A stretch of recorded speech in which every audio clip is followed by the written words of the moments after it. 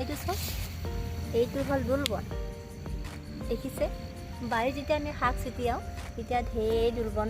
এনেকৈ দেখা যায় এনেকৈ হয় গতিকে আমাৰ মই যিটো বস্তু বনাম সেইটোত আমি এই বস্তুটো দিব লাগিব গতিকে এইবিলাক বলক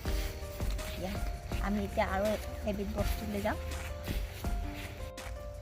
এইটো আমাৰ তুলসী গছ যিটো আমি চোতালৰ আগত এনেকৈ ৰাখোঁ তুলসী গছ পদূলিত ৰাখিলে মানে ভাল বুলি কয় আমি ইয়াত চাকি বন্তি জ্বলাওঁ এতিয়া দৰৱ বনাম এইটোত আমাক লাগিব তুলসী শিলা বলক আহকচোন এতিয়া আমি চাওঁ ইয়াত কি কি বস্তু মই লৈছোঁ এইটো হ'ল তুলসী এইটো হ'ল দুলবন এইটো আদা আৰু এইটো আমাৰ সকলোৰে ঘৰত পোৱা বস্তু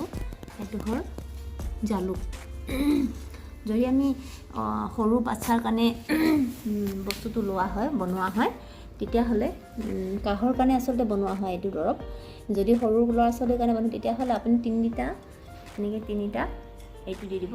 জালুক তাৰপিছত 5 খিলা এয়া 1.5 খিলা যদি সৰু ল'ৰা ছোৱালীৰ কাৰণে হয় তেতিয়াহ'লে আৰু যদি ডাঙৰৰ কাৰণে কৰা হয় তেতিয়াহ'লে আপুনি 11 খিলা তুলসী ল'ব আৰু 3 খিলা আপুনি দুলবন ল'ব আৰু 5টা জালুকগুটি আৰু আদা অলপ ল'ব আৰু এইটো মিক্স কৰিব লাগিব যিহেতু এতিয়া মই মিক্সাৰ ৰেডি কৰোঁ যিহেতু ইয়াতে 5টা গুটি আছে জালুকগুটি আমি ইয়াৰ 3 খিলা ল'ম দেখিছে এইটো 3 খিলা ইয়াত দিলোঁ 5টা জালুকগুটি আদা অকণমান দিলোঁ আৰু 11 খিলা তুলসী পাত সকলোৰে ঘৰতে পোৱা যায় এনেকৈ 11 খিলা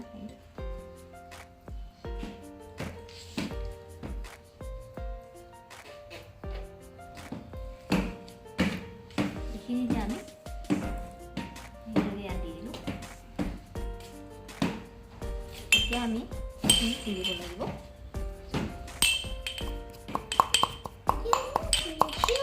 মিক্স কৰিব লাগিব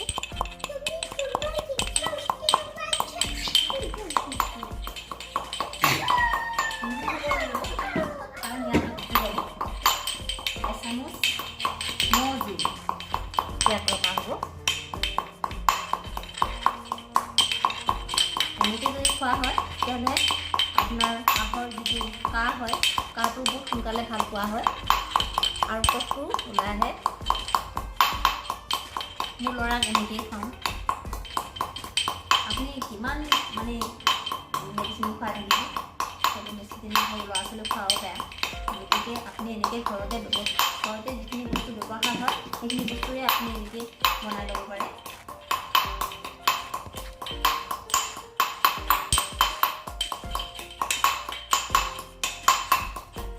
দেখিছে হৈছে আৰু অলপ হ'ব আৰু অলপ লাগিব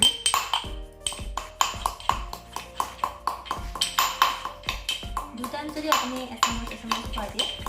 আপোনাৰ কাহটোতো লগে লগে উঠি যায় হৈ যায়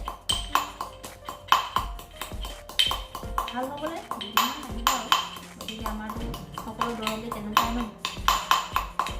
কেইদিনমানটো হয় কেইদিনমান লাগিব ভাল হ'বলৈ এইটো কিন্তু আপুনি একদম প্ৰমাণ পাব এতিয়া যদি ল'ৰাটো কাঢ়িছে তেতিয়াহ'লে আপুনি লগে লগে এনেকৈ খুৱাই দিলে মানে আপোনাৰ কাহটো একেবাৰে নহয়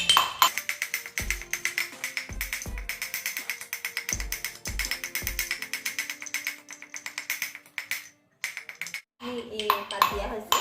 সেইটো হিচাপত আপুনি ল'ৰা ছোৱালী যদি সৰু ল'ৰা হয় তেতিয়াহ'লে অকণমান মজুৰটো অকণ বেছিকৈ দিব যাতে সিহঁতে জ্বলাটো নাপায় আৰু খাবলৈ টেষ্ট পায়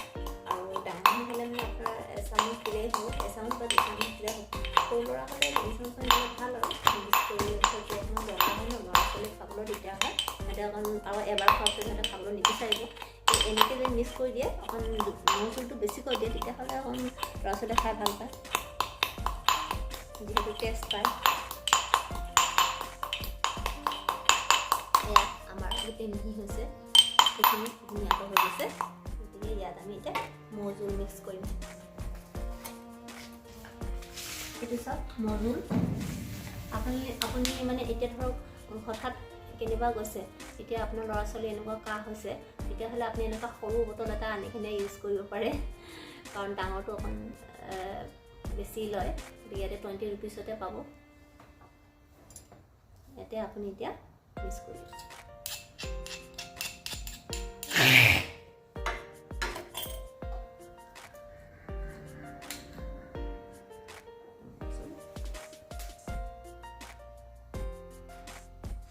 ডাঙৰ চামুচ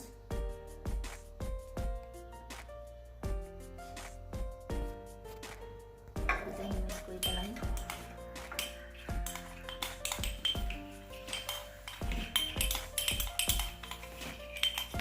যিহেতু আপোনাৰ মজুটো অলপ কম হৈছে, যিটো বাচ্চাক খুৱাব লাগিব, গতিকে এচামুচ দি দিলে ভাল হ'ব। আৰু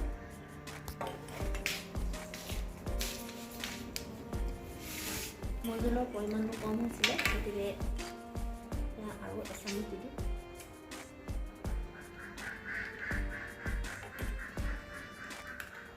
ইমান ডাঙৰ হানি আছে যে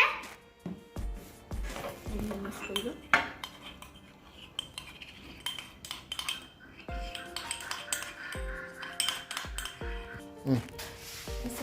মজুটো এনেকুৱা ধুনীয়া লাগিছে চাবলৈ, দেখিছে নহয়। এতিয়া মোৰ ল'ৰাটোকে খুৱাই দিম। ল'ৰা বেটা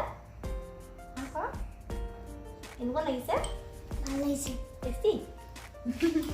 এতিয়া মজুল দিয়াৰ কাৰণে ল'ৰাটোৱে এনেকৈ খালে, গতিকে আপুনি অকণমান বেছিকৈ দিব। যিহেতু